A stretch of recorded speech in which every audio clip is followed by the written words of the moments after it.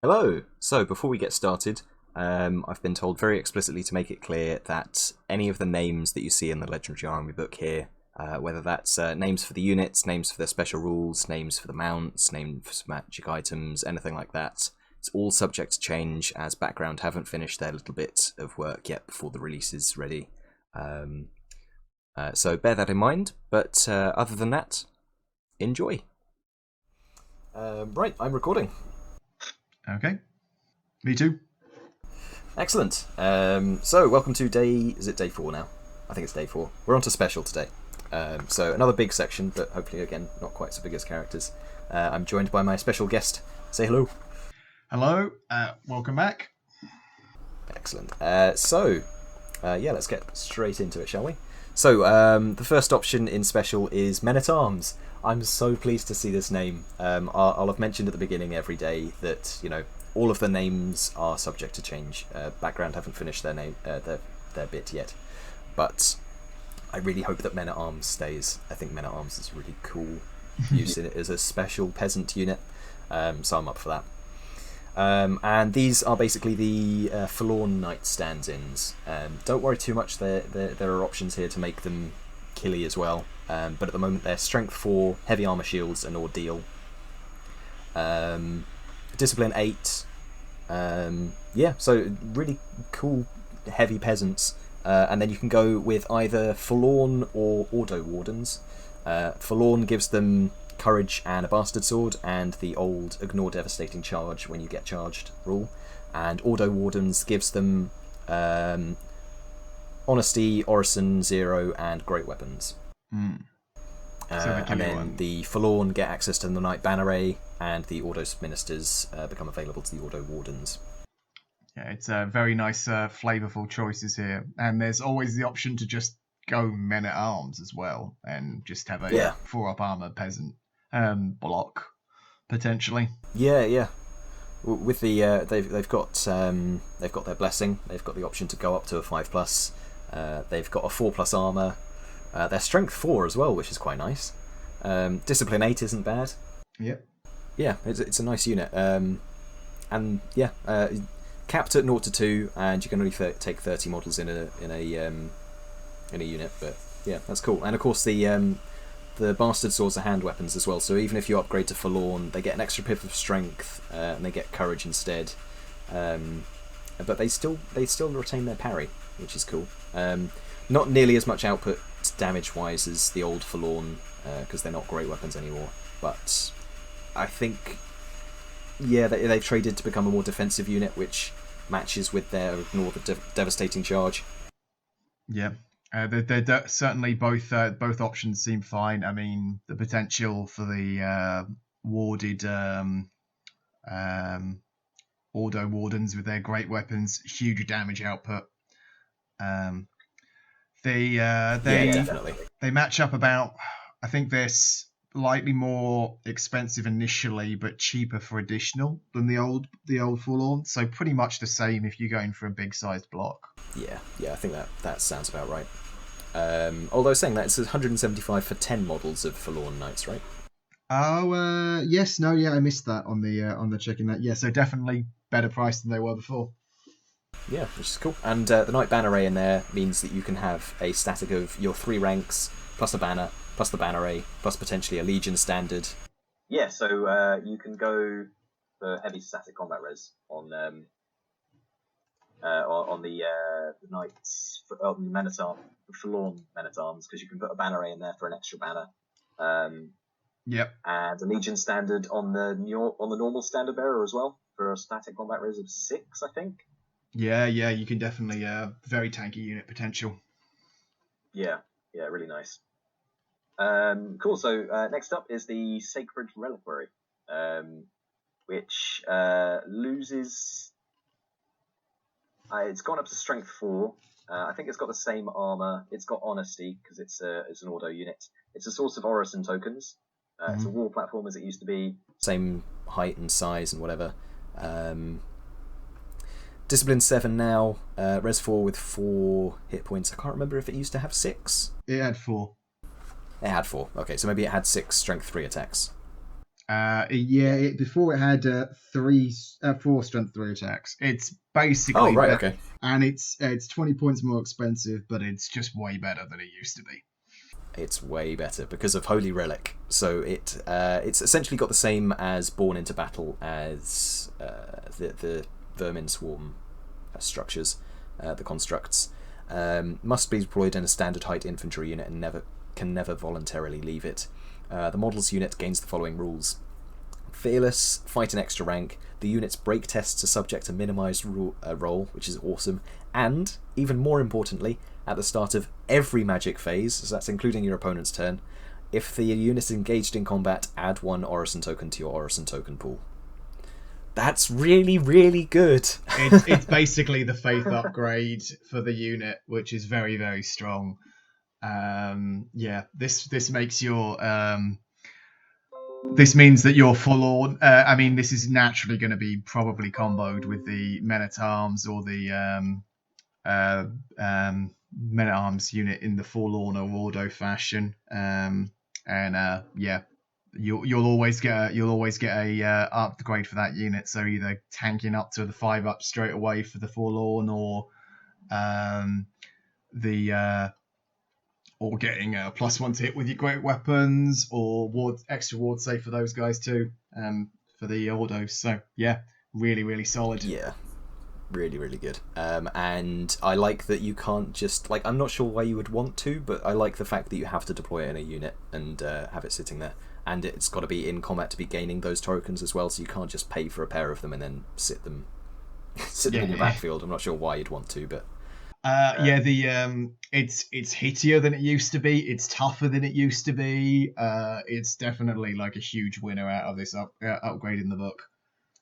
Yeah, definitely. And with the Ordos Ministers, you can heal it quite easily as well. It's very, very resilient to damage. Next up is the Knights Resplendent. So if you've seen the spoilers, these are the Hammer Knights. Again, you know, as I've said up top and I've said earlier, names are subject to change. So these are essentially Grail Knights on the charge, really. 2 attacks on the charge, advance 9 on the charge. They've got higher agility than the Core Knights. They've got higher offensive than the Core Knights, and access to banner rays. Yep. Yeah.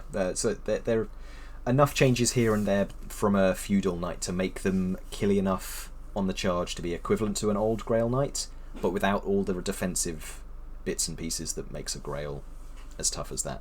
And it's expensive as it used to be. Yeah, they are significantly cheaper than the Grails used to be with the same damage output. Yes, yeah, and you can take them in bigger units as well. So whereas an old Grail unit, you could take 9 of them plus a champion, which would be 19 attacks. These guys you can take in units of 12 with a champion, and they all get to fight all the time. So on the charge, they'll be doing 25 Strength 6 AP3 attacks. That you can put +1 to hit on. Yeah. From your Orisons, you give them +1 to hit on the charge. These are brutal. They're very expensive for single wound models with res 3, but oof, they're gonna hurt. They're really going to hurt. Yeah, absolutely. I think these guys are nuts. They are basically what we've said. Yeah, they're the same hitty with Grail, but they're slightly less tough. It's a nice way to kind of get the impact that you get from the Grails, while making them cheap enough to be runnable. Which I know people did run Grails, but they weren't necessarily the outright choice for sure. Yeah, definitely. And it's a good spot to put your Oriflamme, maybe. If you run in, do a whole load of damage, win combat by lots or a little bit, and then there's basically no chance that they're gonna hold because they can't use running around the flag at that point. Yep. Yeah, nice. Next up is the Knights Penitent, which you're not too sure about. Yeah. This is the tanky unit. It has two wounds, res 4, 2 up armor flat with great weapons. I mean, on paper, this all sounds amazing, and they even have a strength 5 AP1 horse.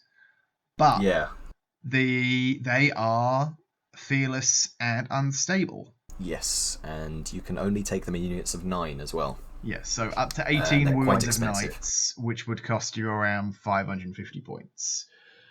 Yeah. So the worry that I have with this unit is that it is going to have absolutely no static combat res, and one bad combat roll away from crumbling significantly. Yeah, from which you can't really recover from, because 2 hit points each as well. Even Summer's Growth is going to be healing like a knight and a half a turn. You've got an Auto Minister for this unit, so you heal a little, but with the limited number of attacks that the unit dishes out, there is a worry that this unit will suffer to static combat res. Yeah, definitely. I think it's a really cool unit. I think, absolutely. I love the idea of it. It's a really nice idea. I think just, if nothing else, I think the points are slightly high, too high at the moment. Yes, with the vulnerability. Yeah. Yeah. Just the fact that you can't really use them as a mainline unit, because if they get hit by something that's going to do damage to them, or just sit there with combat res, they're just going to crumble away and die, and that's too expensive for that. I think a big redeeming factor of the unit is the fact that they're scoring still. I might expect that a unit like this would lose scoring, but yeah. So I think a couple of, a smallish unit of this on its own flank can, as long as they're not fighting off against anything that's either going to hurt them or have combat res, would be really good. But yeah, I think still at the moment slightly expensive for what you get. Unstable, that means that you can't put any characters in and with them either as well, right? I believe. Yes, yeah, that's correct. Yeah, you can't join which would make them potentially viable, but no. Yeah. So yeah, we'll see about these guys. I still really like them, but on paper they look pretty solid, but like I worry about the static here. Knights of the Quest. So this is a unit that's moved over from the old book, but with massive changes. So the Bastard Sword has changed, as we've seen. They've got 2 attacks now, each, which is nice. They've been buffed to Offensive and Defensive 5. Their Agility 4. Their Res 4. They're Fearless. And then, of course, they've got Lance Formation and Courage. But additionally, on top of this, they've got the Quest. So, this is a universal special rule. Immediately after deploying the first friendly unit of Knights of the Quest during the deployment phase, the owner must choose 1 unit entry from the opponent's army book. This may also be a character. Models of all units from this unit entry in the enemy army, even if there is more than 1 unit, are considered marked. Questing Knights gain Lethal Strike and must reroll failed to wound rolls for close combat attacks allocated to either to marked models or towards models joined to units with more than half of their models marked. So I think against the right army, this is really, really good. Like if you play against somebody who's spammed a whole load of great core choices or special choices, you pick that and then you get rerolls to hit. You get rerolls to wound and Lethal Strike with them, which very solid. I think like a Rending Banner on this unit is a given, so you get to the Strength 5 AP2. You've got the banner at theirs as well if you want to put something else down, like classic things like Strider, etc. Stalker's Standard, sorry. Yeah. Or the Oriflamme's really good potentially on this unit if you're grinding through infantry and you win combat by a whole load because they can't hurt you and you're killing a load of them. They don't get to reroll their test. Auto Blessed Banner's a nice one to pick, just it's good on everything. There's not enough of them to go for a cavalry banner. You're not going to hang on to... only 6 to 10. Yeah. But yeah, really nice unit. I think you reckon they're slightly expensive for what they do at the moment. I worry that they're a little. They could be viable. Like time will tell. I mean, the low AP is worrying as well. You've got the Lethal Strike against one particular unit, and it's only the one unit. So they're not as killy on the grind as they used to be. They're more expensive, but they are tougher with extra attacks. It's a trade. We'll see. They are still only 1 wound though, so you kind of they may get ground out. Who knows? We'll have to see how effective these guys prove to be. Yeah, I think these are cool. Mm-hmm. So next unit. Yeah. for sure. Next unit, Knights of the Court. So these are, if you stop and have a look at these are identical to core feudal knights with the additional bodyguard for sainted or general with courage, and a special rule that's marked here as both helping the Duke and sworn companions. Again, names are subject to change. So while joined by a model with sainted or a general with courage, the model's unit gains fearless. In addition, there must be fewer than 3 models with sworn companions in the same unit before hits can be distributed onto characters with the same height and type. So very beginner friendly, I'd say, but beyond that, it's not great, really. No, this is a unit that got redesigned at one point, I believe, and I'm just not sure that this is the right direction to take with the unit. It's essentially, like, if you look at this, it is so similar to the core unit. It's 10 points more expensive and 4 points per model more expensive. Otherwise, it's almost identical, upgrade, really. And the only difference is bodyguard and fearless. Now, I mean, I've said to you before, like, this would be maybe okay if they were a great weapon unit and their job is to grind, but their job here with lances is they probably want to be breaking stuff. Fearless isn't really helping that. Particularly you know, and the bodyguards. I mean, again, that's not really. Bodyguard is sort of making you stubborn is something that you would be wanting for things that are going to grind, and that's not really necessarily the role of a lance unit. Yeah, bodyguard is helpful for if you're losing combat, and a unit that's got lances doesn't want to be losing combat. Yeah, exactly. I mean, so I think really cool idea. I think that just fearless needs to be swapped out for something else, maybe. Yeah. I'm not sure what you would go for. I like the fact that you need fewer than 3 models before your characters can get shot out. I think that's helpful. That's nice. It's something, but yeah, for sure. Yeah, I think as you say, maybe different weapons choices.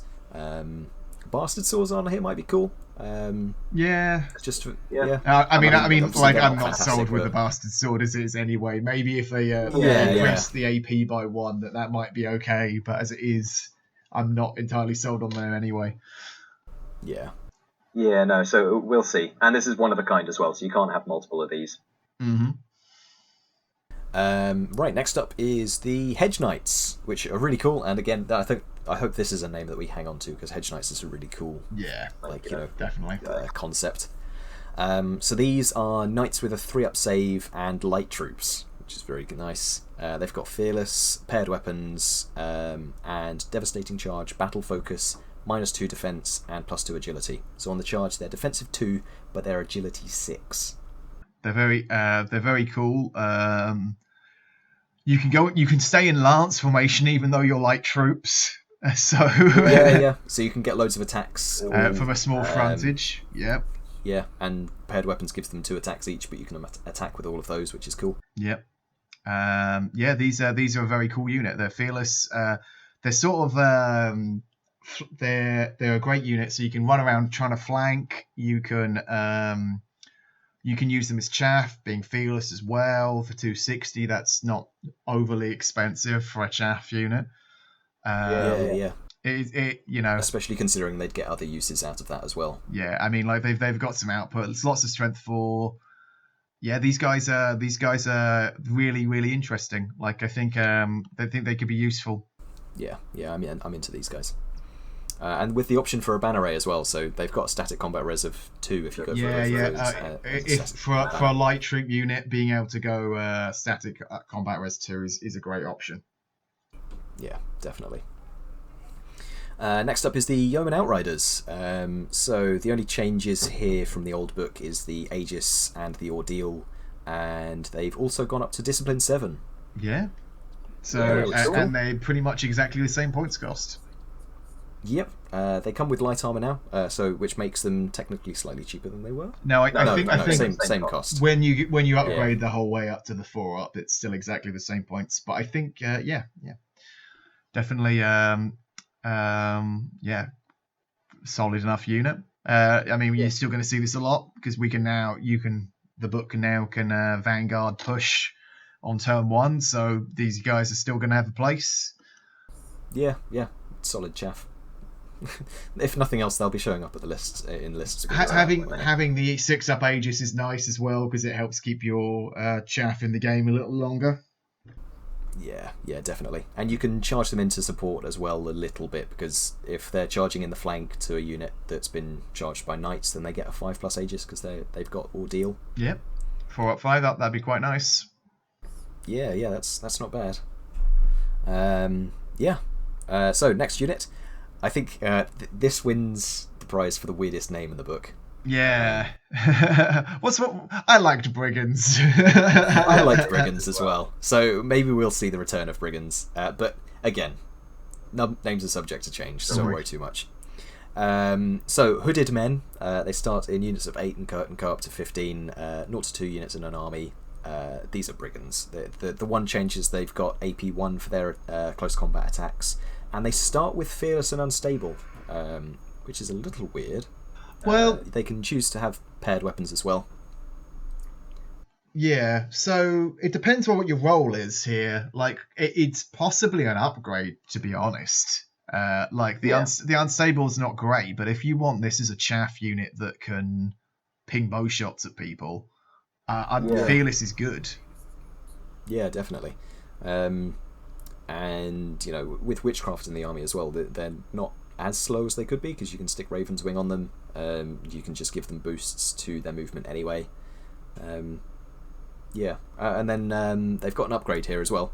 Enlisted Outlaw. So the model gains Ordeal and loses Fearless and Unstable, so they become a normal peasant unit. And then when deploying the unit, choose a single terrain feature that the unit is in base contact with. The chosen terrain feature is no longer dangerous terrain for any units, friend or foe, for the rest of the game, but can become dangerous terrain from other sources. So if you could... potentially nice upgrade. Annoying ruins in various maps can be avoided. Yeah, I mean, I use a lot of Stalker standards in my lists normally for KOE, because it's difficult to lose guys to ruins when they're so expensive. But if you scout some hooded men into them, then you can take off the dangerous, and then you can stick unicorns in the important units, and then you've got Strider, and you can ignore that one ruin that's going to be irritating for the game. Yeah, which I think is nice. I think it's cool. Brigands were on the cusp of being usable in the old book as well, and I think these guys are fine. Totally fine. The option to take paired weapons on them as well, and they have better offense defense than they used to. So they could even do a little bit of fighting in combat. Yeah. And I'd like to remind that they are along both aim 3+ and quick to fire, but they're only 12 points a model. So I know they don't have poison, but compare that to Sylvan Elf Sentinels, and I think they're a third of the price. Yeah, per guy. Cool. Next unit, siege weapons. So the Scorpion and the Trebuchet return. The Scorpion gets 10 points more expensive, but keeps everything. It loses a hit point, but it gains the Blessing Aegis save. And I would have thought that this was going to be an Ordeal unit. But it's actually got Honesty. We were both like laughing our asses off about this. What the hell? Yeah, like from a background perspective, I can see why this is an Ordo unit. There's slightly more distinguished peasants going to war and building war machines. But it means that if you cast a fireball against this, you go, yeah, all right. And then I've got 5 hit points, and I've got a 5+ Aegis, and I don't have to cast any magic or anything. That's just standard. Yeah, it's very, very, very odd about that, and just a bit, quite unusual. I think potentially changes to this. Either they'll switch Honesty for Ordeal, or potentially it'll lose the base Aegis save altogether. So it keeps Honesty and gets a 6+ Aegis against magical attacks. Yeah. To stick with that, but loses that. So yeah, and I mean, like ever, it can't move at all. I guess you could put Is it Evil Eye, the attribute from Witchcraft, to give That's them a why little bit they've of put movement? Move or Fire on there, because you can do a Raven's Wing, now have the potential to Raven's Wing this unit, so they have to put the Move or Fire in there, even though it has it movement 0, which seems really weird. Yes, yeah, that's why that's still there. And then the Trebuchet is 75 points cheaper than the old one, which is very good, but it loses its big hit. So, but I mean, if you're taking the Trebuchets for the big hit, then you need a clip around the air, I think, because you can take a pair of Scorpions for better, and they're just better and cheaper. I think I like what they've done with this. They've tried to make this more viable by making it a lot cheaper and very good. The 3x8 is weird. Yes, yeah, that's VS meta, isn't it? Yeah, that's VS meta. Like, I guess they are the ninth age. They're trying to move towards blocks again, and I mean it's potentially gonna work in that regard. But just I mean, you don't see many armies with units big enough for this to matter. But when if they do, maybe. Like it'll delete half the unit if you get your hit. Yes, yeah, exactly. Like I guess VC, VS, and the occasional Orc and Goblin unit you will see with this where this might be relevant. But 3x8, I mean, even in a 5x5 square, you're still going to do a decent amount of damage there. So at 5x5, it's basically the same as a 4x4. Yeah. I mean that's the same as a 4x4, isn't it? So, and it's much cheaper than it used to be. Which is a big takeaway. Yeah, you can. It's a shame that it's only 0 to 2 here as well. Anyway, I mean, if you're gonna go War Machine at the moment, I think the Scorpion still wins out purely because it's just it's more meta and it's got the area attack. Whereas the Scorpion, whereas the Trebuchet is just going to has the one specific target. So I like what they've tried to do. I'm not sure it's going to get taken though. Yeah, I mean, I think just a little shuffling of the points. I think 140 points is still really cheap for multiple wounds D3 +1 plus hit wings on a war machine. Yes. Plus AP 10, and it can't misfire. So I think that they could stand to get a little bit closer in points, and that might help. Meet in the middle, maybe. Yeah. And remember that if you take any of these guys, then your number of bowmen go down as well. So you can't build a gun line. You could definitely build a gun line in the old book. It's just a question of why would you want to? yeah, exactly. And now the answer is no, don't build a gun line. It'll be bad, and we won't let you. We won't let you. Cool. Next unit. So Pegasus Knights. These guys are cheaper than they are in the current book, but they've got a 3rd hit point, and the Pegasus Knights themselves has a 2nd attack all the time. They've got a Gallantry 2, so if you're paying attention with how quickly the characters fill up the cap, these guys also fill up the cap very quickly. 0 to 12 models per army, so I guess you could take 3 units of 4, which you could do. They're not scoring, but they're quite cheap, they're quite tough with the extra 3rd hit point. And again, you can go for a static combat res of 2 because you can pay for a banner ray and a standard bearer in this unit. It's quite nice potentially. Yeah, the big change. These guys are now on 50x50. They are in. They have attack 2 base rather than the upgrade for the charge. So this unit's actually very grindy for strength 4 from each model. Yeah, and they all strike at agility 4 as well. I think the Knights originally were agility 3. Yes, so that's correct. A little bit Yeah. after with the Knights. The fact that you lose skirmish formation here as well is big because you have you have a smaller frontage. It's easier to get all your attacks in, which could be a problem on skirmish.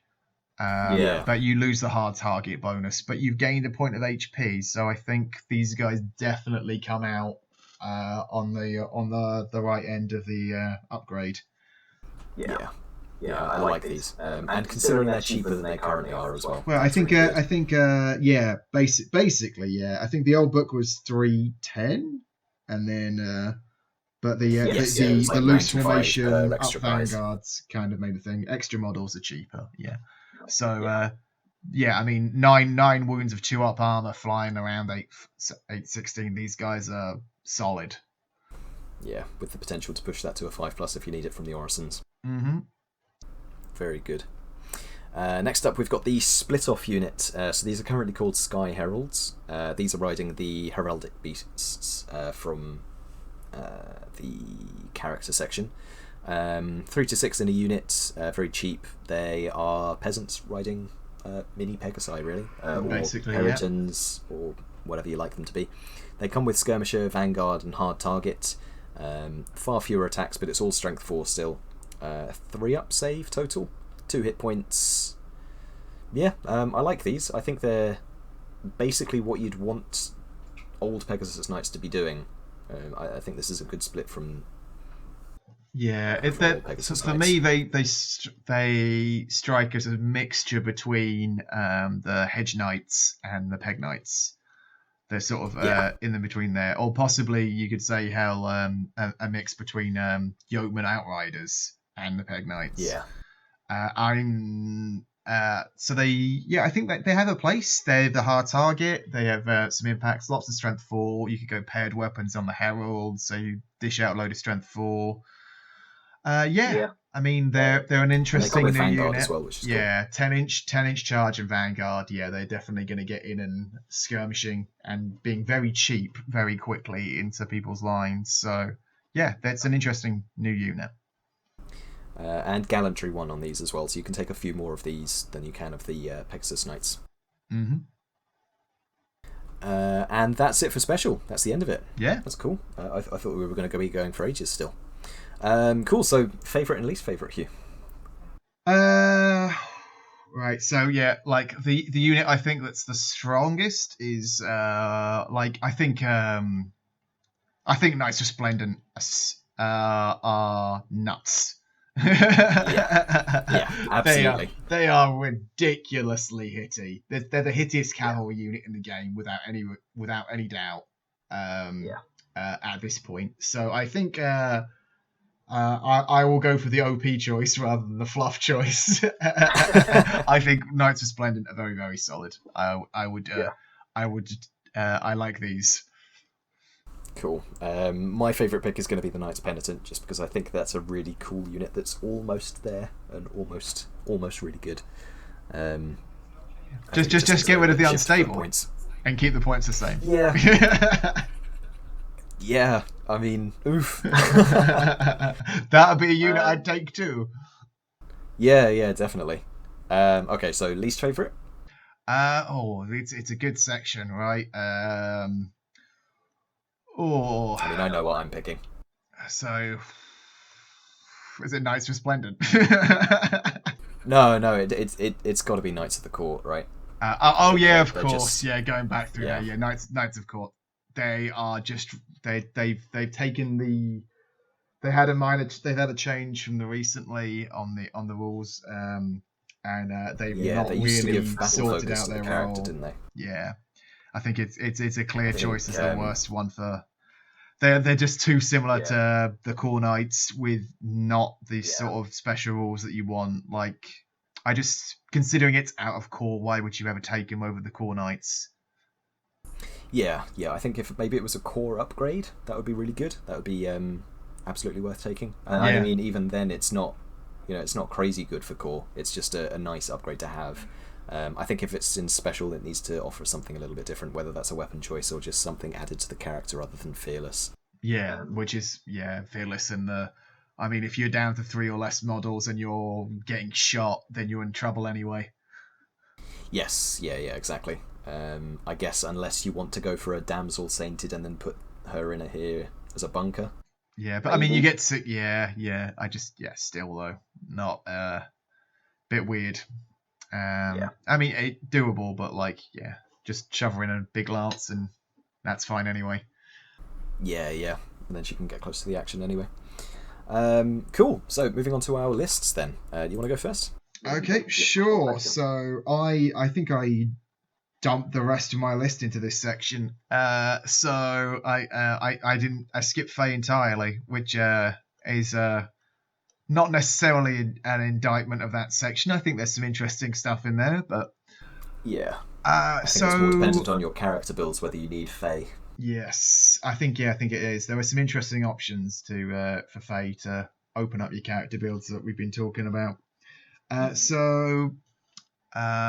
12 resplendent knights with full command and stalkers in my unit.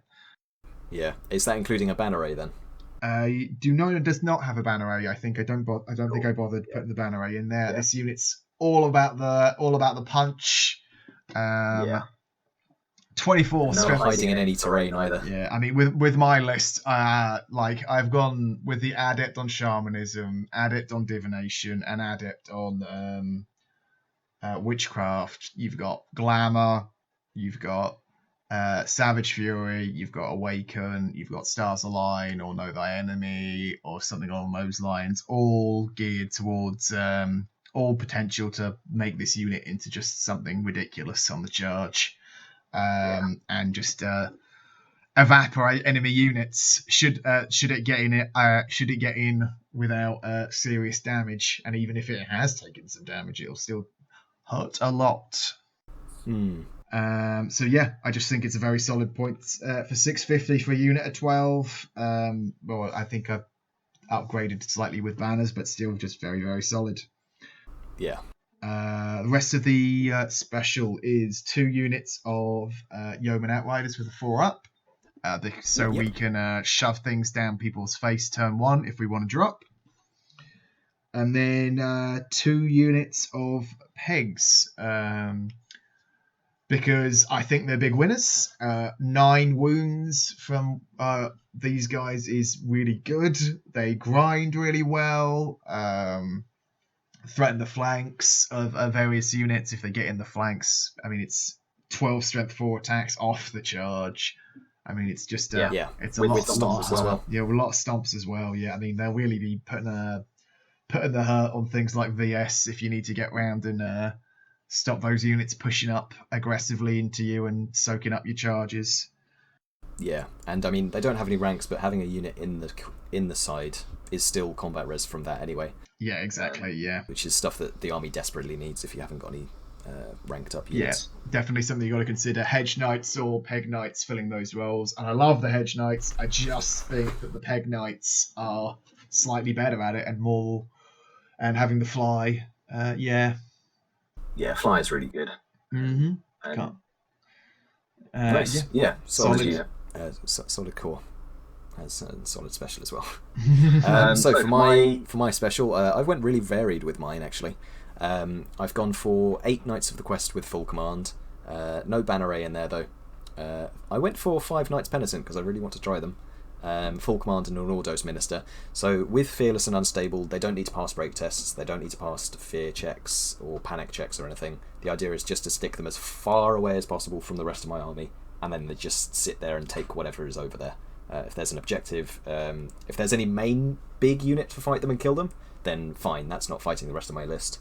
If there's small stuff over there, between my res 4, 2 wounds each, 2-up save, and the option to put Orison tokens on them anyway through their champion.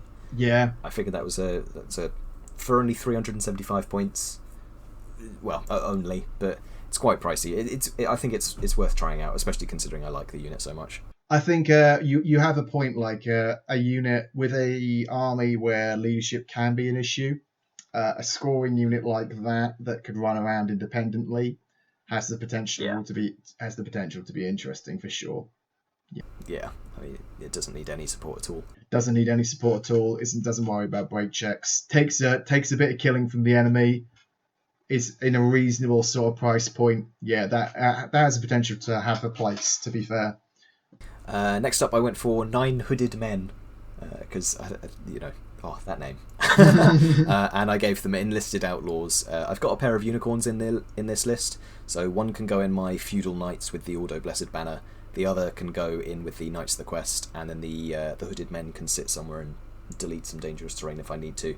And I found in previous lists they're really good at killing chaff as well. The 3-up to hit and quick to fire is really nice.